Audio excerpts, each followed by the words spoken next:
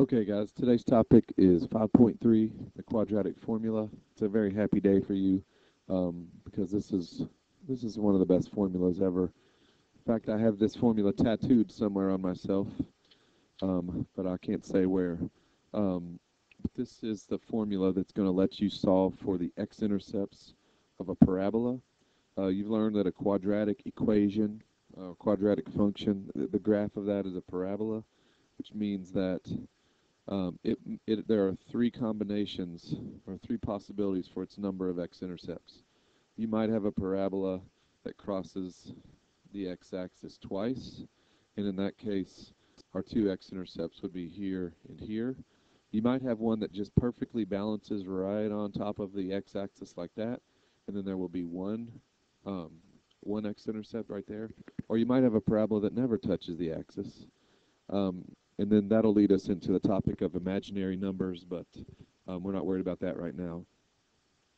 So we are just concerned with where this parabola touches the x-axis. Is it never? Is it one time? Or is it two times? And this formula is going to allow us to figure out which of those three options it is. We're just kind of getting into parabolas and their characteristics and talking about vertex and intercepts. Okay, so while I mentioned while I'm talking about vertex, last class um, we put quadratic equations into vertex form. I'm going to show you just a quick trick that'll probably make you a little mad that we didn't do this last time. Whenever you have a parabola, its vertex, the x-coordinate of its vertex is h equals negative b over 2a. And we talked about in class how the vertex is hk. The x part is called h and the y part is called k. You can find h by just taking negative b over 2a, and this is the b and a from ax squared plus bx plus c. Then sub h in to get k. And you can get your vertex a lot faster than completing the square and putting it all in vertex form. So from now on, you can do it. If you just need to find the vertex, use this trick. All right, so I'm going to get an example of a quadratic, and we're going to find its vertex, and we're going to find its x-intercepts. Okay, so here, let's use y equals 3x squared plus 7x plus 2. Okay, the y-intercept of this parabola is easy to find because when x is 0, y is 2. And that should show up pretty quickly because all of this goes away and all this goes away, and the only thing left is the 2. The x-intercepts, those are a little more tricky, and those are why we need the quadratic formula. So this first coefficient is called a, then b, and then c, and they're all positive in this case. So the quadratic formula is x equals negative b, which should be negative 7, plus or minus square root of b squared, which is 49, minus 4 times a times c. So that's times 3 times 2, all over 2a, which is 2 times 3. Okay, and I know people hate using this formula. It just seems like a lot. But if you just get everything subbed in and then just focus on your steps, your order of operations, it shouldn't be too bad. All right, notice that the plus or minus as part of this formula gives us the opportunity to maybe have two answers. Okay, so negative 7 plus or minus the square root. I'm going to try to do this next step in my head. I've got 4 times 3 times 2, which is 4 times 6, which is 24. And 49 minus 24 is 25, all over 6. Okay, so negative 7 plus or minus 5, all over 6. Now at this point I want to come up with two answers. One of them uses the plus in plus or minus, and the other one uses the minus. So negative 7 plus 5, that is negative 2, and negative 2 over 6 is negative 1/3.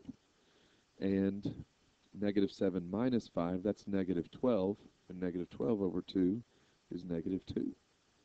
Okay, so what this tells me is that the parabola that represents this graph, 3x squared plus 7x plus 2, it should cross the axis at negative 1/3 and negative 2. Okay? And just on a separate note, let's find the vertex quickly without doing the whole vertex form. The x portion of the vertex, negative b over 2a, is equal to negative 7 over 6. All right? And then to find the other part of the vertex, I need to figure out what I get when I put negative 6 back in. This function for y will give me the height of my graph at any x that I want. I just want that x to be negative 7/6 in this case. So y equals 3 times negative 7/6 squared. It's my least favorite word in math, by the way, sixths. It's way too hard to say. But I'm going to plug in negative 7/6 anyway and get that, let's see, this one's not going to be so pretty. Let's see, this is going to be 49 42nd. No, excuse me. It's going to be 49 36ths. And this one's going to be negative 49 sixths and 2. Okay, so let's see, this is not the most beautiful number ever. I'm going to pause and get my calculator out.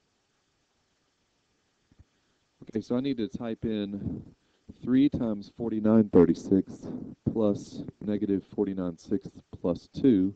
I could clean that up a little bit, but I could just let my calculator do all that too. So 3 times 49 over 36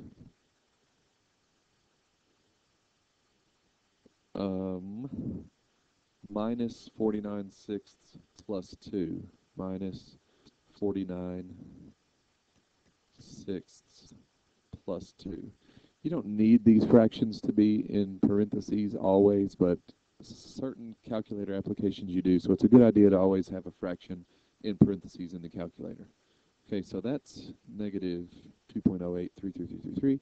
There's a good trick on your calculator if you don't know it. Hit math, enter, enter, and it will change any number into its simplified fraction. So negative 25/12 is the y-coordinate of our vertex.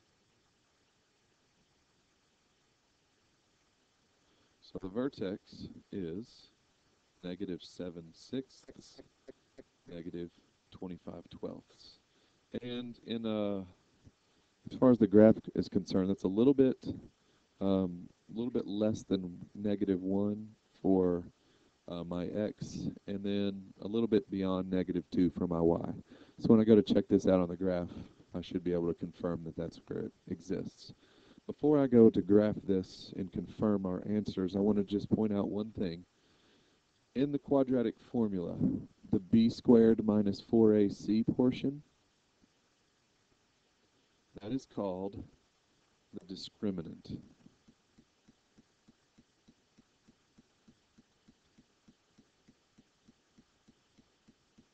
If you just want to know what kind of, what your x-intercept situation is without technically finding them, you can just look at the discriminant.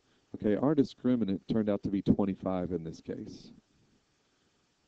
Okay, if your discriminant is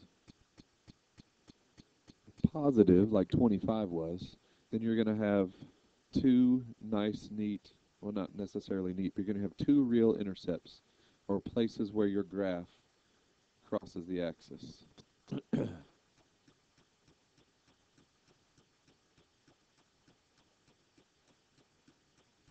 If your discriminant is 0, then the plus or minus is going to kind of go away. If this 5 right here were a 0, then we would have negative 7/6 as the only answer. And that's going to be one intercept.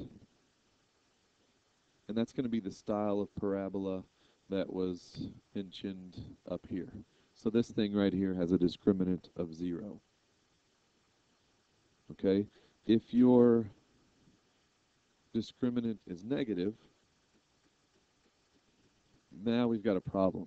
If I'm trying to evaluate the quadratic formula and I get the square root of negative 25, then until we start talking about imaginary numbers, there is no such thing. And the way that translates into a graph is it doesn't touch the axis. So there are no intercepts.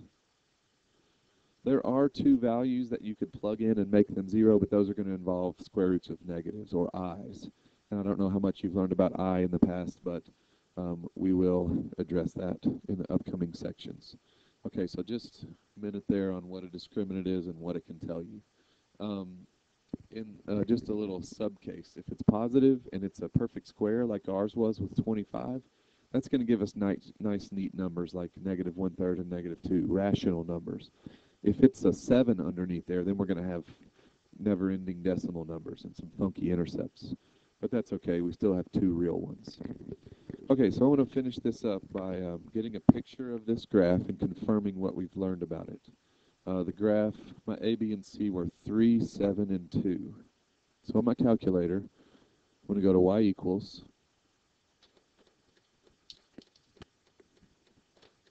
Eventually, I'm going to get to y equals. Turn my stat plot off up there. If you have any of those plot 1, plot 2s highlighted, you want to get rid of those. And I've forgotten what A, B, and C are. 3, 7, and 2. Okay, so I'm going to graph 3x squared plus 7x plus 2. And if your zoom ever gets messed up, if your window gets messed up and you want it to go back to normal, just hit zoom 6, which is the standard zoom, which goes -10 in all directions. All right, I'm going to zoom in on it once. Zoom in just to get a little bit better picture. And let's just confirm, back on the other side of this page, we determined that our intercepts were -1/3 and -2. Here is -1/3 and -2. All right, -1/3 here, -2 here. Okay, and we also, as a side note, found out that the vertex was a little bit more than 1 to the left and a little bit more than 2 down. So here's a little bit more than 1 to the left and a little bit more than 2 down. It's right there at our vertex. So the calculator confirms what we learned about this graph. And along with the y-intercept, you can get a pretty good picture of where this graph exists. Okay, so that's it for this video.